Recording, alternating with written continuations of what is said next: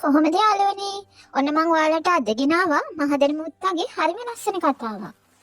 එහෙනම් අපි කතාව බලමුද? ඔන්න එක දවසක් හොඳටම වතුර තිබහ වෙච්ච එළු පැටියෙක් ගේ වටේ වතුර හොයමින් ඇවිද්දා. මේ වෙලාවේ එළු පැටියා දැක්ක ලොකු මුට්ටියකට පුරවලා තියෙන වතුර. ඉතින් මේ එළුවා ගිහිල්ලා මේ වතුර මුට්ටියට ඔළුව දාලා තිබහ නැති වෙනකම්ම වතුර බොන්න පටන් ගත්තා. ඒ කරලා ඉවර වෙලා ඔළුව එළියට ගන්න බලද්දී අපොයි ඔළුව මුට්ටිය ඇතුලේ හිර වෙලා.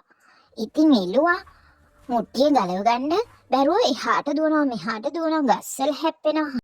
එළුවා හොඳටම අස්සරණ වෙලා දඟලන්න පටන් ගත්තා. මේ වෙලාවේ එළුවාගේ අයිතිකාරයා එතනට ඇවිල්ලා මුට්ටිය ඔළුවෙන් ගලවන්න කොච්චර උත්සාහ කළත් ඒ මුට්ටිය ඔළුවේ හොඳටම හිර වෙලා තමයි තිබුණේ.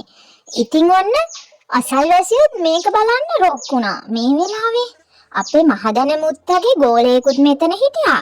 ඒ තමයි පුවක් බඩිල්ලා. මේක බලාගෙන හිටිය පුවක් බඩිල්ලා පුළුවන් තරම් ඉක්මනට වේගෙන් දුවගෙන ගියා මහදැන මුත්තට මේ පණිවිඩය කියන්න. ඒක ඉවර වෙලා මහදැන මුත්තව මේ ප්‍රශ්න වෙච්ච තැනට එක් කරගෙන ආවා.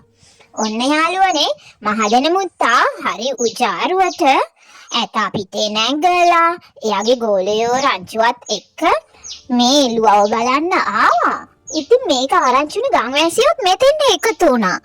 මහදැන මුත්තා ඇතා පිටින් බැහැලා එළුවව පරීක්ෂා කරා. ඉතින් මහදැන මුත්තා ඇහැවා අයිතිකාරයාගෙන් එළුව දෝනි මුට්ටිය දෝනි කියලා. ඉතින් ඔන්න අයිතිකාරයා බැගහපත් වෙලා කිව්වා මහදැන මුත්තේ මට එළුවයි මුට්ටියයි දෙකම බේරලා දෙන්න කියලා. ඉතින් ඔන්න මහදැන මුත්තා කල්පනාවට වැටුණා. රැවුලත් අල්ල ටිකක් වෙලා කල්පනා කළා. අන්තිමේදී මහදැන මුත්තා අනේ කළා එළුවගේ බෙල්ල කපන්න කියලා. ඉතින් ඔන්න අයිතිකාරයා මහදැන මුත්තා කිව්වා වගේම එළුවගේ බෙල්ල කැපුවා. ඒත් ඉතින් තාමත් එළුවගේ ඔළුව මුට්ටිය ඇතුලේ. මේක දැකපු මහදැන මුත්තා ආයෙත් කල්පනාවට වැටුණා.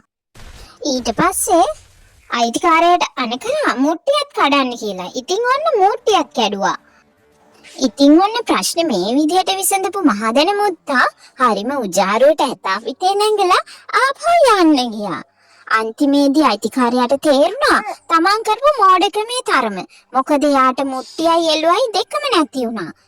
ඉතින් පුංචි යාළුවනේ ඔයාලා මේ වගේ ලස්සන තවත් කතාන්දර අහන්න කැමති නම් මම subscribe කරන්න.